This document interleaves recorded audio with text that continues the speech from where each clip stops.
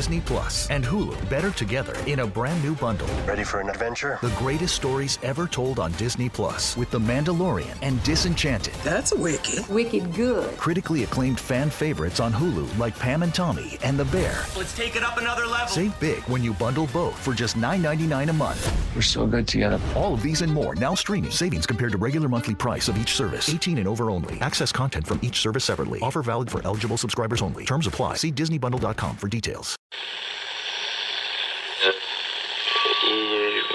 Empire.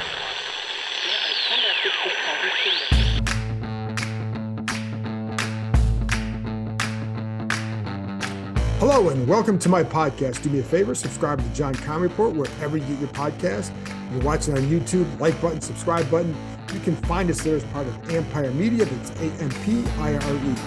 In a few minutes, I'll be joined by ESPN's Paul Gutierrez, who covers the Las Vegas Raiders. And yes, that means quarterback Derek Carr. Should Washington be interested in Carr now that he's going to be available, whether you want to trade for him or whether eventually he gets cut? Should the Commanders take a look at Derek Carr after all they did last year? I'll get to more of that in a couple minutes.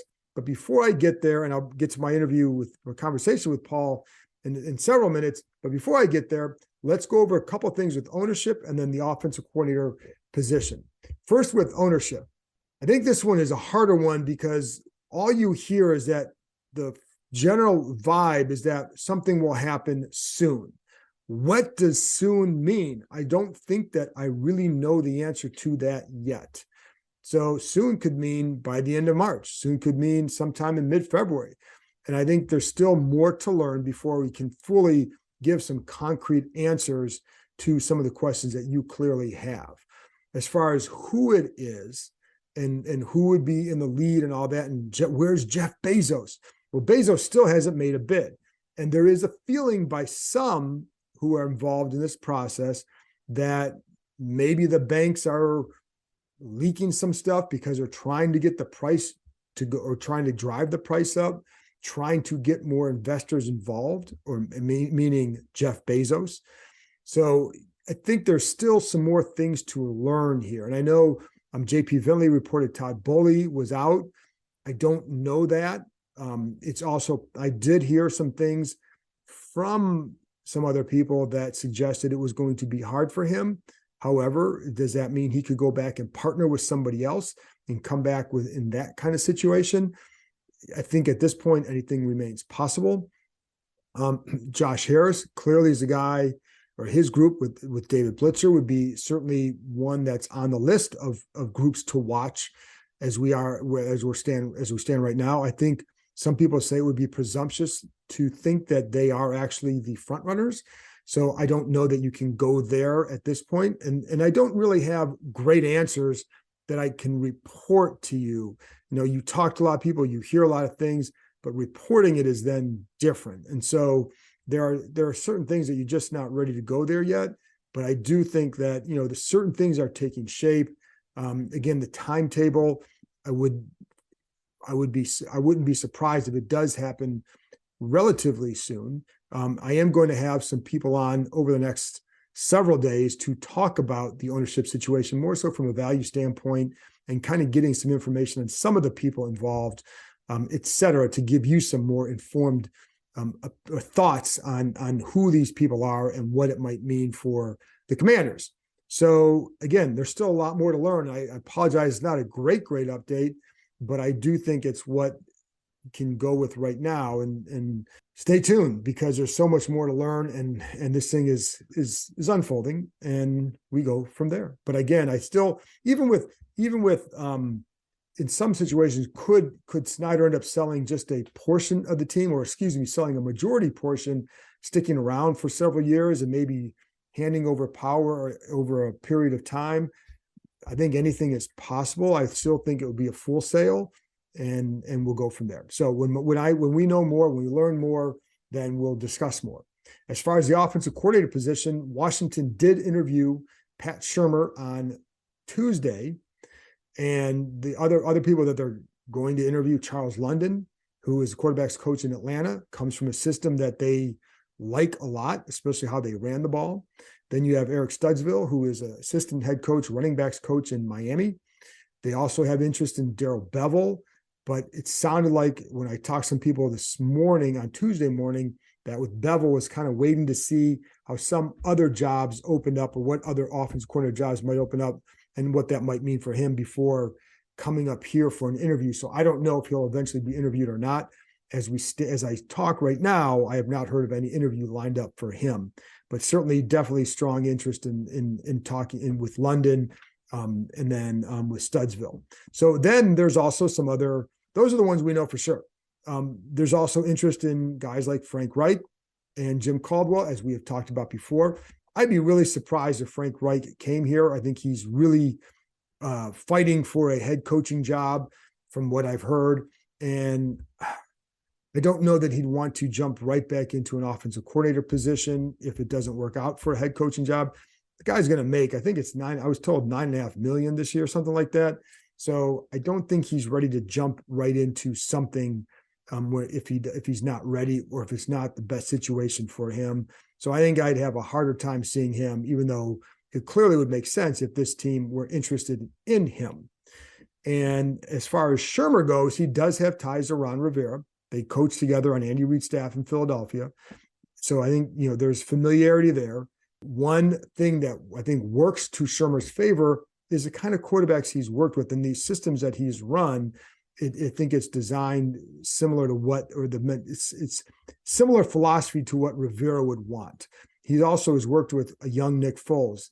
He had, if you remember right, I think it was his second year, 27 touchdowns with Foles. He's worked with Daniel Jones as a rookie. He worked with Colt McCoy as a rookie. He worked with Case Keenum in Minnesota, where he got him to look like a legitimate starting quarterback.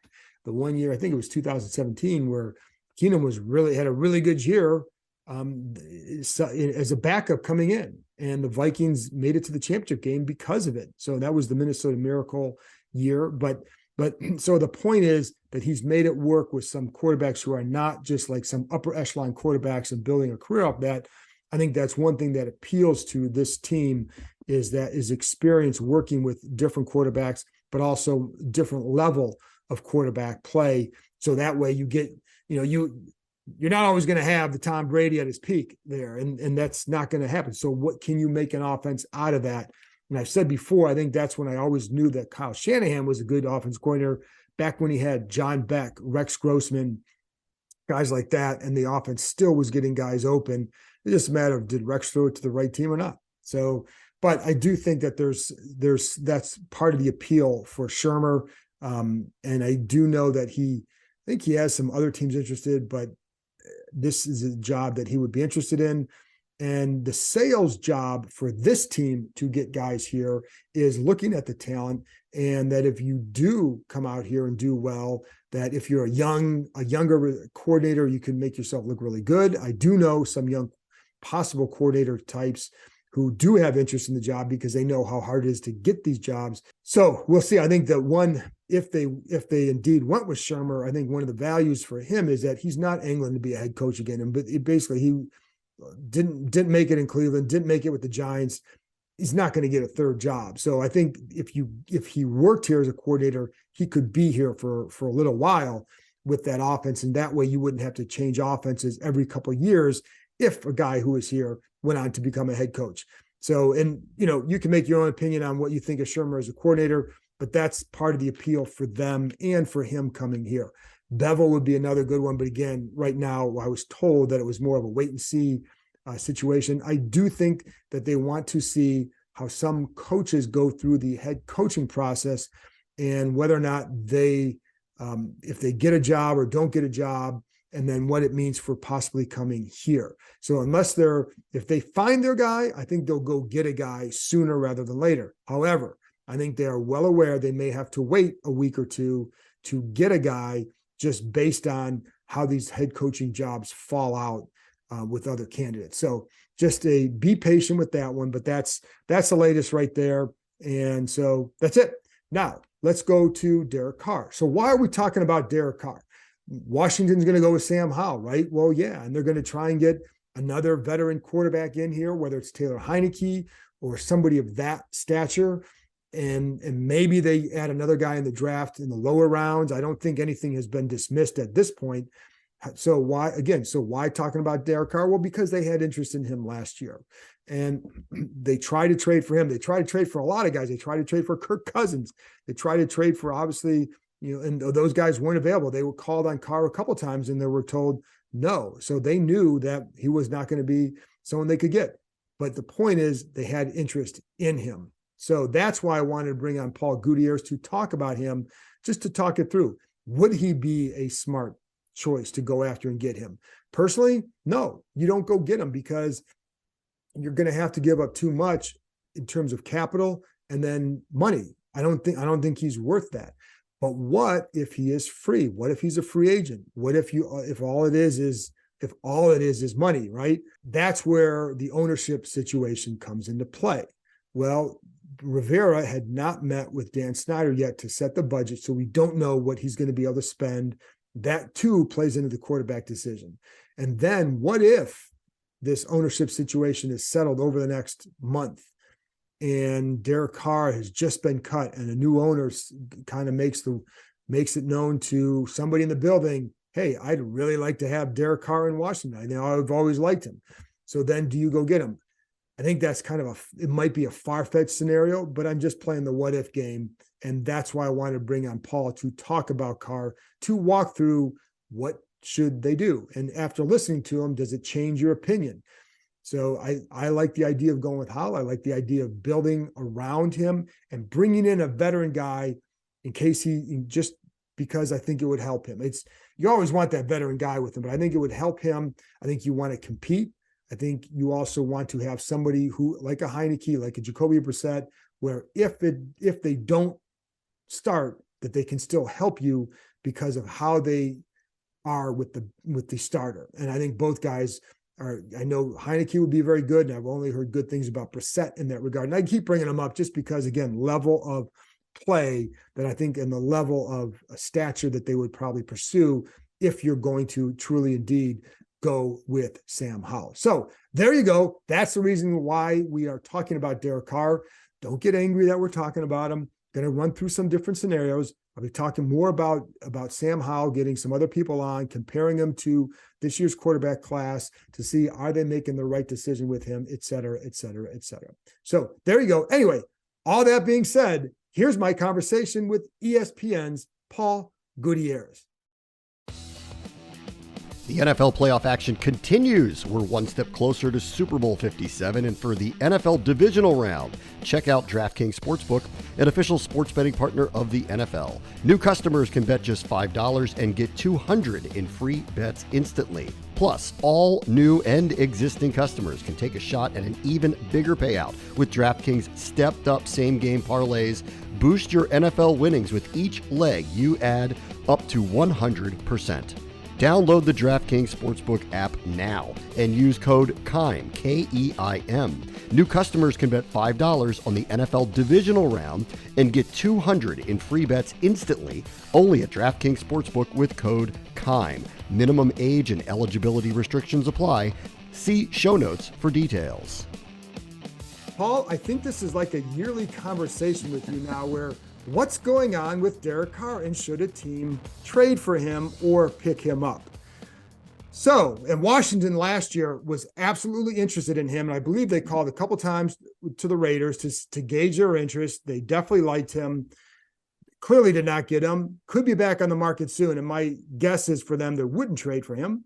But I think they're still he's a guy that you actually have to discuss because he's a pretty good quarterback. So, what happened with Carr this year and Josh McDaniels? Why are we at this point with him there? Yeah, John, thanks for having me on. And it's Groundhog Day in more ways than one, right? Because not only is it Derek Carr offseason speculation season, but it's also let's talk what happened and what's going right and what happened that went wrong with Derek Carr. Basically, they signed with that extension last offseason with the new regime coming in with coach Josh McDaniels, GM Dave Ziegler, the quote-unquote Patriot Way West.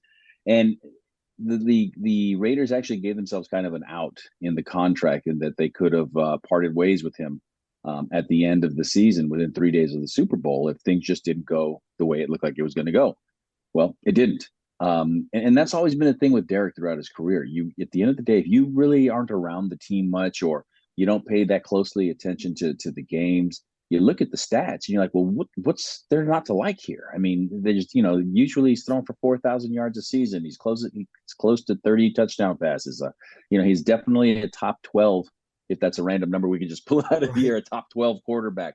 But there's just always been something that's missing, whether it was a bad defense or off-field travails would happen, things like that. And at the end of the day, you look at the other side of the record, he's 16 games under 500 as a starter. So his supporters will say, well, football's a team sport. You can't give quarterbacks wins or losses. But then his supporters will say, but wait, he leads the league in comeback wins since he came into the league in 2014. So to me, he's always been, or at least in recent years, the most polarizing figure in Raiders history. And I mean that legitimately. I mean that literally. Polarizing. His fans adore him. His detractors abhor him. And there's no real middle ground with this guy. So what happened? A little bit of everything. And with the contract and with the new direction the team wants to go in, he's due $40 million guaranteed over the next 2 seasons, if indeed the Raiders go ahead and don't do anything within 3 days of the Super Bowl. Well, they made their intentions clear when they benched him with 2 games to go. And in a strange situation, they called it a mutual decision, but Derek stayed away from the team as to not be a distraction, was, the air quotes around that. And it was strange because this is the guy that was the all-time franchise leader. In passing, he literally holds every passing record in franchise history, and yet he was a no-show for the last 2 games. And then he finally made a public statement this past week. It kind of, his supporters, again, loved every word of it. His detractors said, well, here's another pity party, and this is why they're moving on. So, again, it depends upon which lens you're looking at. If I'm wearing my glasses, I see it one way. If I take off my cheaters, I see it another way.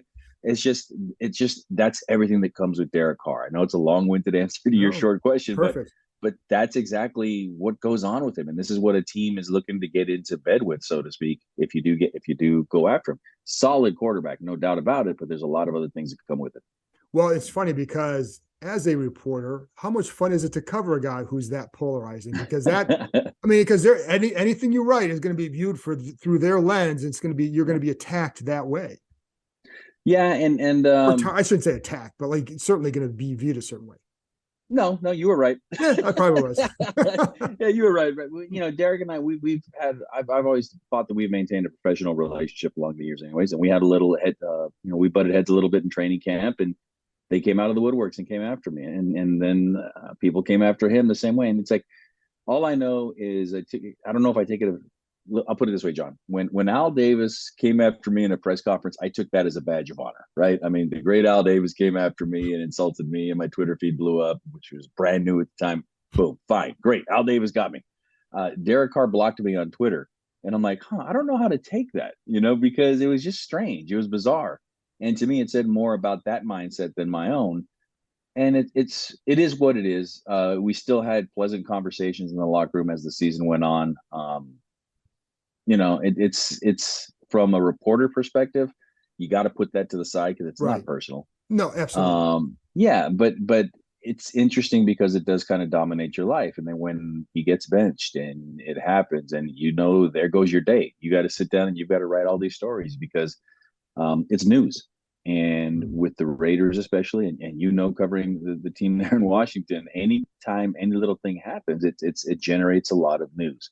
So you just kind of go from there. And when you're covering a quarterback like that, it's fine because that's, to quote our good friend Jay Reed's favorite movie, The Godfather, this is the life we've signed up for, so to speak. It is. And it's not personal, it's business, right? Mm-hmm. So, and that's another for line. Both sides. For both sides. Like, that's okay. Like, that is what you do. And there's sometimes I would tell people, I can't help what I hear. That's the other part too, that, that comes with it. But quarterbacks in general polarizing. But anyways, enough of that, because that's not what we really don't want to go down the road. But from an on-field standpoint, was it not working for him with McDaniels, or was it more that he just feels like he could go in a different direction and maybe save on the salary cap and create something better? Yes. To all of that. Okay. Yeah, no. And that was the thing too. And a lot of fans, and I caught a lot of heat and flack for this in the offseason when I wrote that, when they brought in the new regime, Derek Carr has traditionally suffered and his QBR has plummeted in his first year with the new play caller. And he's had a lot of new play callers throughout his 9-year career. That's not his fault, but you look at the stats, there it is. And it did. He struggled. And there were times when he looked like he fully grasped it. There were other times when it looked like he kind of seemed lost out there. There were other times when he was out there directing traffic and telling receivers where to line up. It just seemed like a total mismatch between the new offense and him. And then you see a difference when Jarrett Stidham comes in against the 49ers, the top defense in the league, and he lights them up for 365 yards, 3 touchdowns. He did throw 2 picks, but he looked more comfortable in one start in this offense than Derek did in 15 previous starts. And there's something to be said about that too, because Jarrett Stidham was traded and acquired from the Patriots. So the only NFL system Jarrett Stidham has known since coming in the league in 2019 is Josh McDaniels. Right. So that again leads to a lot of speculation about where they're going to go from here. But yeah, going back to Derek, it just didn't seem to mesh. And there are, again, plenty of reasons, plenty of excuses as to why it didn't. It just didn't. And you throw in the financial aspect of that, $40 million they can save with barely a $5.6 million salary cap hit going forward, when the cap's probably going to go up around 20 million or so. Right. Yeah, it's a wash, if nothing more than that. And then you go out there and from the Raider perspective, you find a quarterback that already knows this system, and you go forward and see what you can do. And you use that 40 million to fix other parts of the roster. How hard, because of what's come out already, how hard will it be for the Raiders to trade him? Because, and again, I think that deadline is what, February 15th, correct?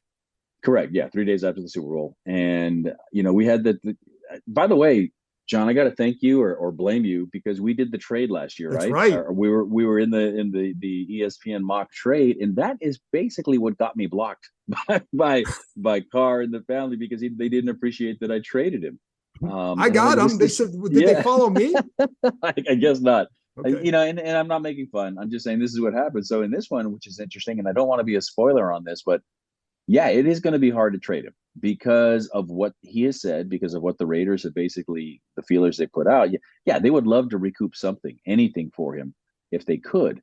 But if you're a team sitting out there, why would I want to give up my own resources to get somebody that I think if I sit on the fence long enough, he's going to come free anyway? And if I'm Derek, I say, you know what, either pay me my 40 million or cut me, and I'll go get my money out there elsewhere, even if it's not up to 40 million. Because if I go sign with another team, let's say it's Washington, he goes to Washington, why would he then want to go to a team that he helped weaken by them giving up draft picks for him? Right. From his perspective. So you could look at this thing through so many different angles. And when at the end of the day, when you kind of look at it, I'm like, yeah, I don't know why a team would trade for him unless they're that in love with him. But there's also always the buyer beware. He's been linked to like the New York Jets, the New York media.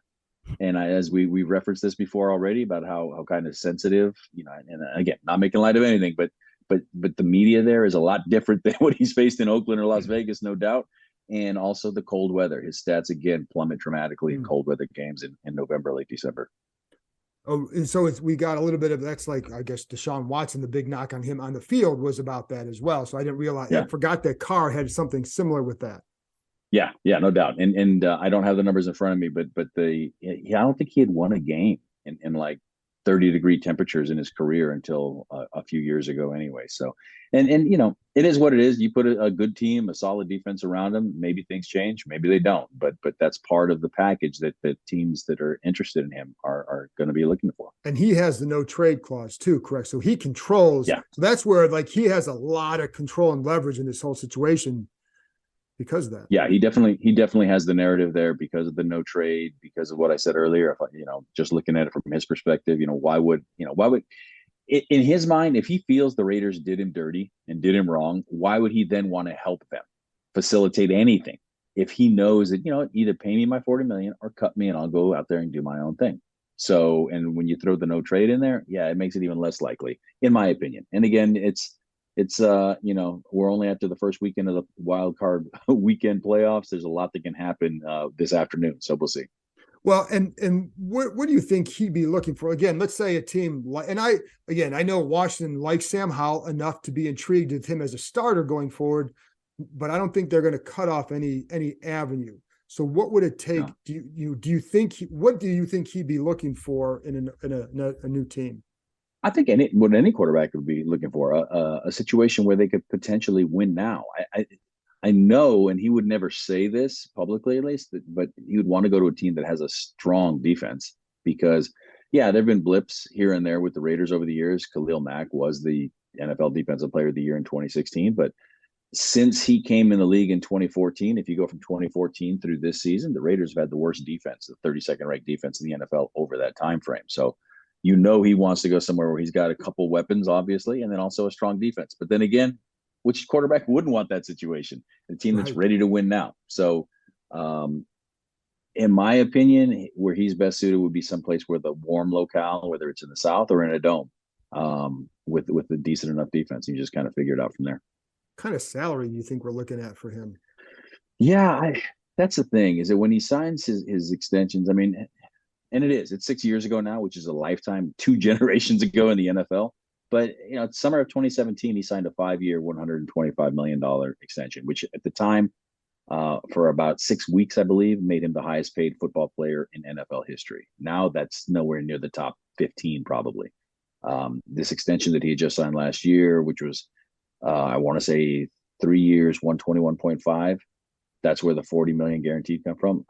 I think that's where you really got to kind of, that would be kind of the start negotiating point, because if that's what he was going to get anyways, I'm sure that's what his agent would want to start with anyway. So where that fits with other teams, if there's a prove it to me contract kind of thing floating out there, I don't know. But to me, it's you start with what he was supposed to get and you go from there. So last thing on this then with him, do you think he'd be a good value to sign? Because again, if you're looking at, the way Washington wants to do it, if you could go with a Howell and maybe a lower cost veteran, it gives you room to build around. But does Carr present such good value that a team should look hard at him?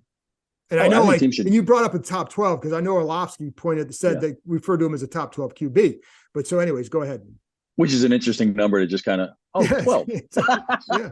Yeah. I'm a top 13 quarterback, top 12. No. Again, I think it depends on the situation. Right. If there's a team out there that feels it's 2 or 3 players away and it already has that strong defense, I think they should be interested. If you're a team that's trying to rebuild and you got all these other question marks and yet you're still going to have to pay that premium for him, I don't know why you would. But the interest will be there.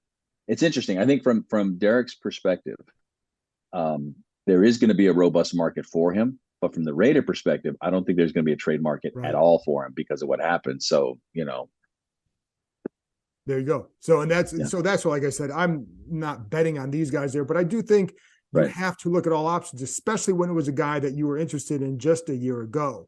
So, and also, Paul, good luck on the Tom Brady watch this offseason.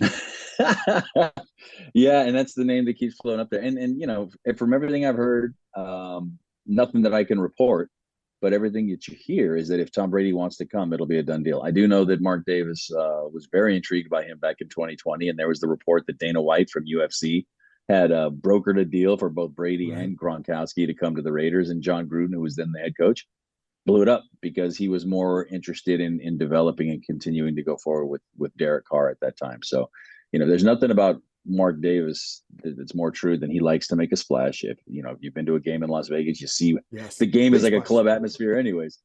You get Tom Brady in there, the guy that kind of hastened the decline of the Raiders with the Tuck Rule game, again 21 plus years ago now we're talking. It's going to be interesting to see which way they go, and it kind of fits that narrative that I was talking about earlier, that based on the way Jarrett Stidham played those last 2 games, knowing the system, next year's starter has to be somebody that knows the system, whether that's Tom Brady, whether that's Jimmy G, whether that's trying to flip a trade for Mac Jones, which would not make Raider fans happy, all that happy anyway, or if it's even Stidham coming back on a because you get somebody like that for a heck of a lot less than $40 million, and you throw that money at the defense and you just kind of roll and ride it from there. But they also have the number 7 draft pick, so you got to see where they go from there. In my opinion, if they do sign Tom Brady, that 7 pick then goes to the defense or the offensive line. If they don't sign Brady, then you can use that 7 pick or even move up to get a quarterback you like. And things settled down in the organization. There was a lot of changes during the season. Yeah, they settled down, and it seems like with the coaching staff, and again, the glass half empty, half full. Bottom line, they were 6-11 a year after being 10-7 and in the playoffs.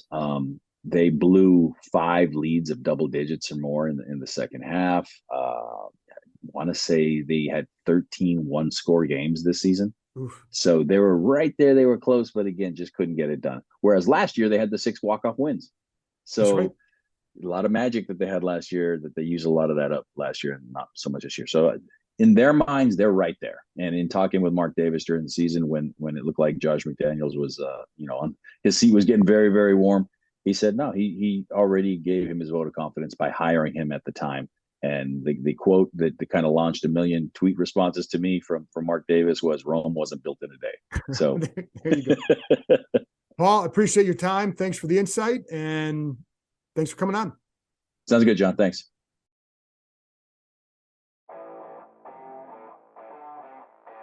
That's it for this episode. Thanks to Paul for joining me, and thank you, as always, for listening.